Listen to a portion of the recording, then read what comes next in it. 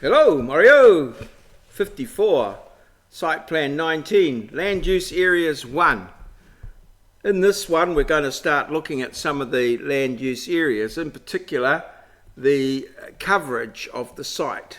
So the plan allows us for no more than 40% coverage of the site with buildings. So on this particular site, we've got two buildings, the house and the garage.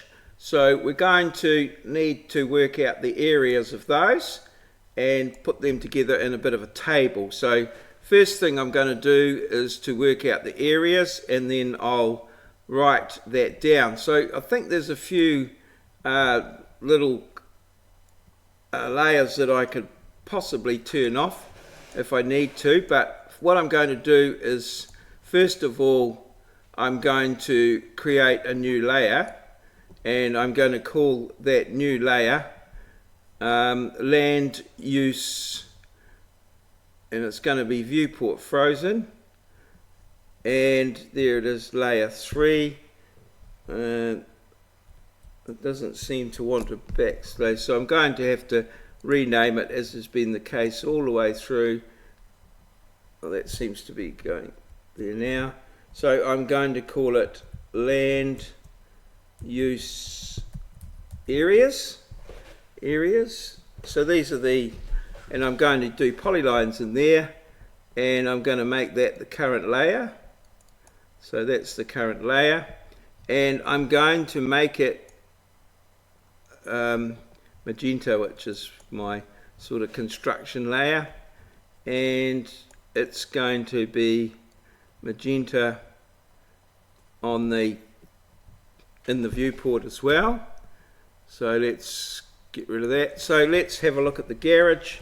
So I'm just going to do a polyline like this here, and go from there to there to there to there to there, and that there's my polyline, that there's the area of the garage, and I'll get the properties up, and as you can see, the area of the garage there is 40.96.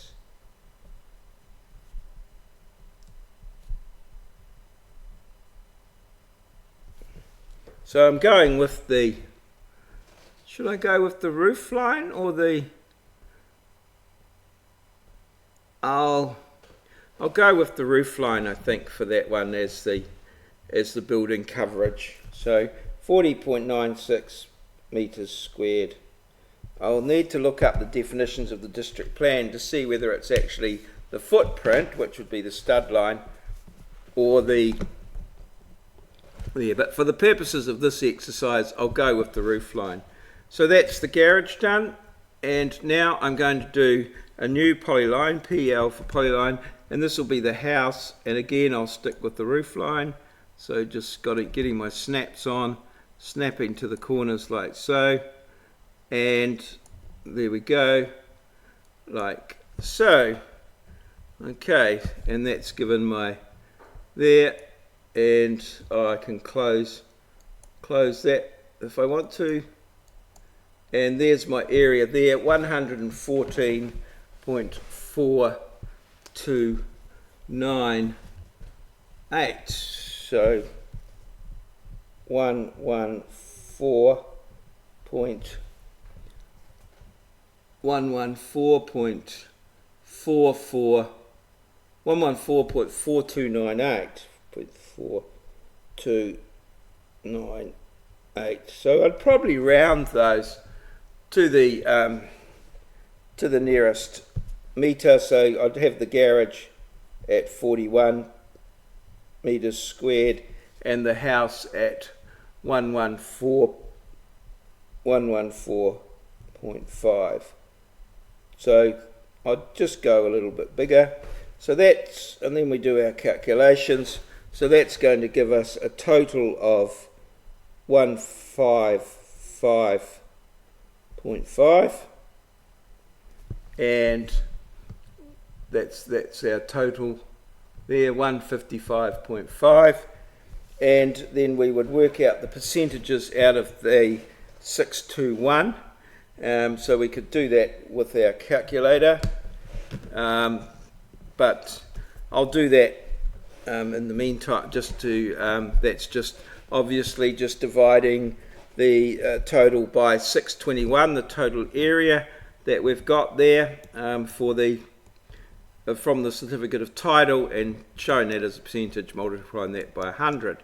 Now then we also need impervious surfaces, which is still the house and the garage, and then we need to get an impervious surface for the drive, but we don't want to count things twice, so that will go around the roof and things like that, and I've gone right down and through there. So let's just do a polyline here for the driveway, and that would sort of, it's going to start there. I've decided that I'd concrete all these areas at the back here as impervious, just because they would make good storage areas.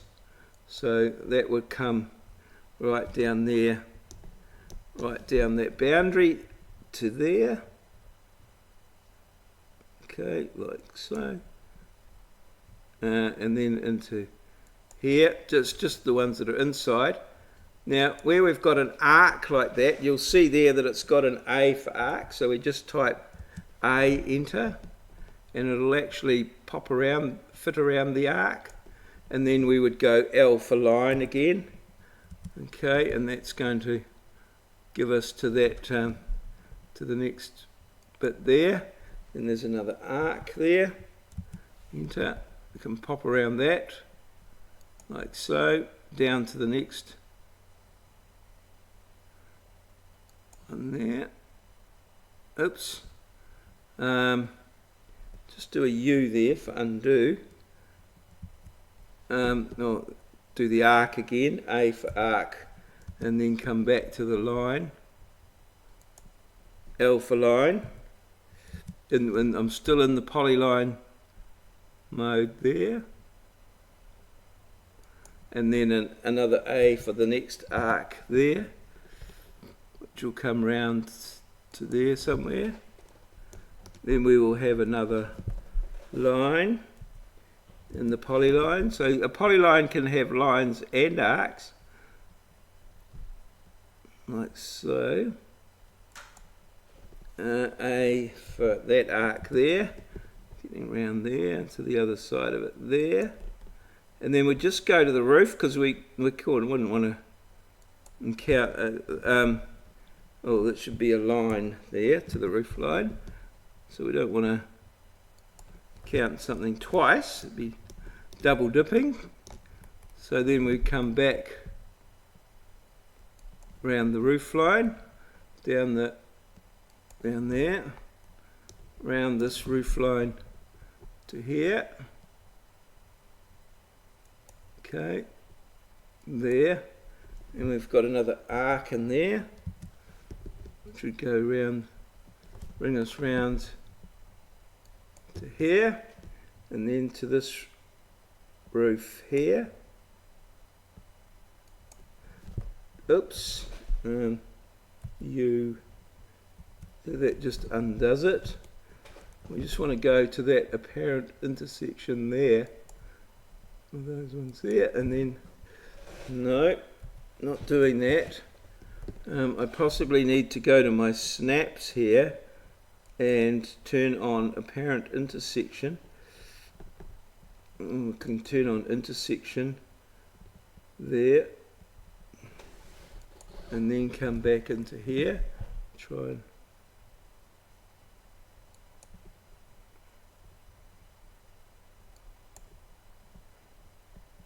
and it's not wanting to go there. Oh, I want a line, not an arc. L for line.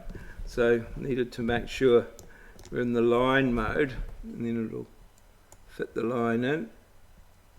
And it goes around in there like that.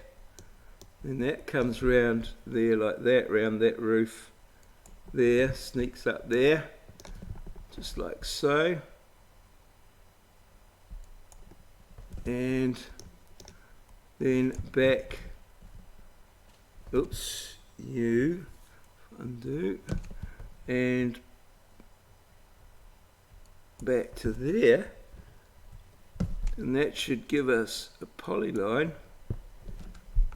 You can see the blue there, so that's all driveway through there. Okay, and that's our driveway, and that's 125.511. Oh no, it's not area. 168.575321. 168.575,321. Which I would make as 168.6. 168.6, which is slightly more than what I got last time, but pretty much around the same size of it, 168.6. And if we add that to the 155.5, that's going to give us a total there of 1, 5 and 8 is 13, plus 1 is 40, 6, 5 is 11, 12, and that's going to give us 324.1, I think. I'll just check that. 6 and 5 is 11, carry 1, 9 and 5 is 14, carry 1, 6 and 5 is 12, 324.1. And yes, the requirement is that the impervious surfaces be less than 70%. So we can work out a percentage there of round about 51.5%, or 51, just over that, which is going to be more. I'll work out the percentages in the break, and then we will, and then we can do the little tables. So that's the land use areas all done, and I just put them in a layer like that, which we can revisit at any time or check, or if we change the alignment of something. And then obviously we don't want that showing in our plan, so we just turn that area off in this viewport like so, and our plan's all good. And then when we come back in the next video, we'll set up our tables, our land use tables, and have that all sorted. And yeah, we're pretty much good to go. We'll probably do a little tidy up of the plans. We've still got to do a cover page and a table of contents. Then we've got to plot our plans out. So we're getting close to the finale and getting everything tidied up. So cheers, see you.